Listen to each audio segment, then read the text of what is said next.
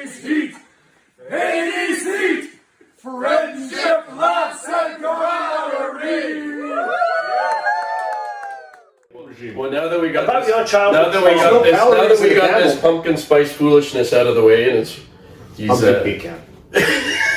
Waffle. foolishness. Okay. This is an 80s podcast. I want to talk about some trauma that I went through in the 80s. Mm-hmm. And we've all seen the never-ending story, right? Oh, damn, I know where this is going. Okay. So, tell me I'm wrong. That one of the scenes in the never-ending story were the most traumatic for any young child that was watching that movie in the 80s. It's a movie geared towards kids, not geared towards adults. When ATREYU, the hero in the movie... I'm getting worked up thinking about it. He has his companion is Artax, the horse. Faithful companion. He's ridden frickin' Artax all over the planet that they're on. Which is no easy ordeal because Atreyu's all over the place. He's frickin' riding everywhere. So anyways, he rides to a place called the Swamp of Sadness. Okay?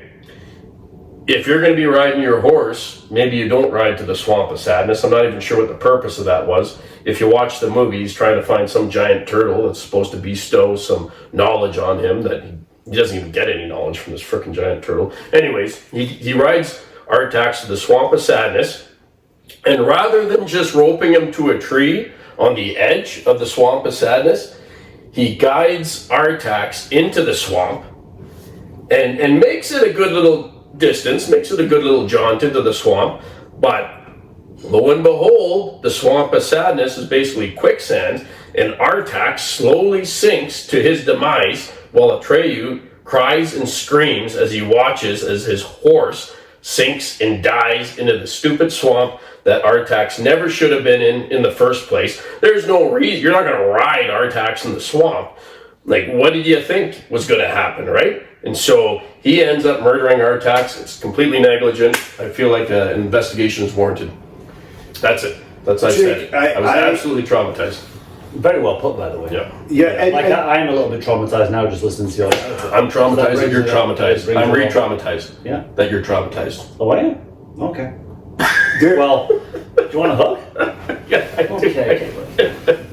Oh, Artax. It's all good. It's all good. Artax. It's all good. Okay. That movie was pure evil. I mean, honestly, I remember my dad coming home. No, it's not. My dad comes home and he's like, "Oh, a never-ending story. It's time for a nice, wholesome family movie." Yeah. And I sit down because you know what? I trust my dad. I love my dad. He's not going to steer me astray. No. However. Yeah. And same thing. I'm watching this freaking movie, and immediately you're drawn to the horse. Who doesn't love a horse? Good horse. Who doesn't love a horse? It's like a good horse. A boy and his dog, a boy and his horse. A horse is it's a noble animal. Mm-hmm. A big, graceful, beautiful animal. And it's freaking going down. That's meant to serve. It's meant to serve its guy. And I remember looking at my dad like, what the heck? Why are you subjecting me to? And then you think, oh, yeah, this horse is gonna. It's gonna come up. This happens all the time in movies, and then all of a sudden it shoots through, and you're like, oh, okay, and the adventure continues. Nope. Just drowns. It just drowns. While the freaking kid's crying his head off. There's a few things about traumatic movies that just stick out like a sore thumb. That freaking horse. Oh yeah. That freaking horse. You know the other one that got me? The damn cartoon shoe in Who Framed Roger Rabbit. You went there. Oh God. Okay. Oh, Who Framed Roger Rabbit? Who Framed Roger Rabbit? Yeah. It's like a puppy. Yeah. It's cuddling up against the bad guy, the great Christopher Lloyd. I love Christopher Lloyd. Yeah. Yeah. But it's like, and he picks it up, and it'd be one thing if he did like a little off-camera thing, and it's to your imagination. He slowly submerges it, just tortures it into like acid, and you see the shoe like begging for its life while it's slowly being dipped into the. Yeah, it was absolutely traumatic. I totally forgot about that. But you probably blocked it out. Yeah. You probably blocked it out. This was the 80s. That's actually all I remember from that movie is that scene. And that's all there It was. wasn't that good a movie, was it? But like the Artax thing, like that's the one thing that most people remember from that. It was such an iconic scene. Yeah. But for the wrong kind of reason. Except for the wolf. The wolf was pretty slick. The wolf. Too. Gamork. Yeah. Gamork. Gamork. Yeah. Gamork. I only saw that movie once, and I have refused to watch it since, and I never will. You're gonna have to watch it again. I won't. We've never watched it at ATC, And we won't. I won't. Oh, we're doing it. We're gonna watch that. We're doing Why would we I? need to re-traumatize. Why would I do that? Marky. Okay, so Marky, like I've told you time and time again, and you won't listen to me. No. It's okay because it's kind of ironed out. Because at the end of the movie, Yes. it's all reset, and Artax is living. He's there. That's it. Atreyu's riding him, and Artax is alive. So it ends on a good note. That's a big philosophical debate. Is that the Well, it is. real Artax? It's like the nothing never was! ATREYU, Artax!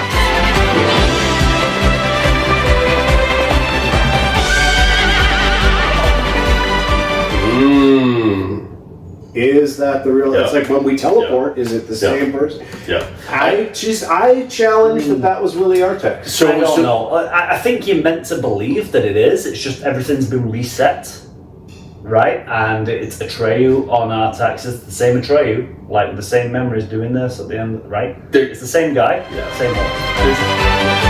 ATREYU, Artax! There's a lot wrong with that movie. Remember the scene where Nope. Atreyu has to walk Walk through up. those two statues? And he's trying to get to the end point here. And there's these two big gold statues, and he watches this chivalrous knight ride a horse through the statues. And then these statues shoot these freaking laser beams out, and it kills the freaking knight. And then Atreyu goes through, and he has to freaking do some freaking CrossFit shit and jump, like flip over the freaking laser beams that are coming down. And he gets through, he freaking dodges them. But I always thought to myself, why wouldn't you just walk behind the statues? Like, why would you walk down the middle of the statues? Because there wasn't a fence barrier or anything. I'll You could tell have you just what. walked around. Atreyu was an idiot. Well, he drowned his horse. He could have walked Needlessly. around the swamp of sadness. Atreyu was just like, oh, let's go right through everything. Hey, Artax, you'll be good. You can swim, right? You're a Yeah, horse. you know what? Even if Artax had survived the swamp of sadness, freaking Atreyu would have just put it through the middle of the thing anyway. And I Horse was feel like destined to die. I feel like knowing it was the swamp of sadness, like he probably should have maybe planned a little bit and created a safety plan with the horse. Like, hey, if we go into the swamp of sadness, and it's called the swamp of sadness for good reason, probably. Like, people are pretty sad when they're in the middle of it because they're sinking and dying. It's called the swamp of happiness.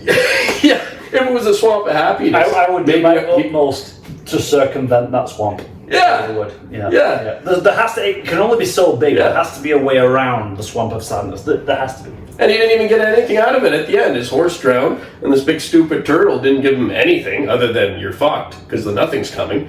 And that was it. So he drowned his horse for nothing. Then Is that it? Then is Atreyu like the worst hero in the history of Poor planning.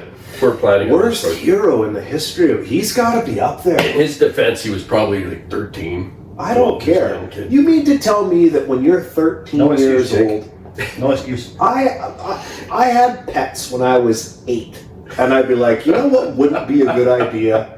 Tossing my cat into a Into lake. the swamp of Into the sadness. swamp of Especially the sadness. swamp of sadness. You would not do that. I would not do that. Let's see what happens. Atreyu gets no corner with me. Yeah, okay. Well, I guess that's what happens. Atreyu gets a thumbs A down. big fucking thumbs down. He's not a hero. Atreyu. He's not a hero. Oh, that's big. Marky hardly ever swears. I don't swear. Yeah. But when it Right. comes to the never-ending story, Yeah. that's a hot button issue for me. So he was say it again. I can't. So he was careless. He drowned his horse. Then he's a CrossFitter clearly because he chose to go through the statues that shoot the frickin' laser beams and did like some flip madness thing that a CrossFitter would do. Laser beam. And he's just a show off. Powers. He's a show off that doesn't give a crap about his pets. There it is. Fuck you, Atreyu. Fuck you, Hashtag Atreyu. that. No. Fuck. Is that kid still like? I don't mean this disrespectfully. Hashtag fuck you. I don't mean this disrespectfully because Jonathan Brandis has actually passed away, but Yeah. Is ATREYU, like, what's he still doing? Is he still around? God, I don't know if he went on to big things. I feel like that was his movie. I don't know. Yeah, I don't know that he does a lot now. I think he still does some of these Comic Cons and signings. He's probably a I don't CrossFitter. know that. He's probably... He's probably in the international CrossFit games and probably just knocking it out of the park. No, And probably like get out burpee all of us. Yeah. Squats and chins. Imagine Yeah, what that's the ATREYU, or not the ATREYU, the Artex breed would be worth, though. If you were like, yeah, you know what, like, I've got a horse here, it's worth 50 grand. But like, why is it so expensive? It's the line of the Artex. Yeah, man. Light of the horse that drowned in the swamp of sadness, but then came back, To be fair, though, recovered. I think Artax has to be one of the most famous horses of all time now, right? Yeah. I don't know many famous horses. Fictitious horses? Well, there's what horses There's are Black famous? Beauty. Black Beauty, yeah. Black Seat. 80 seat. Friendship, lots and camaraderie.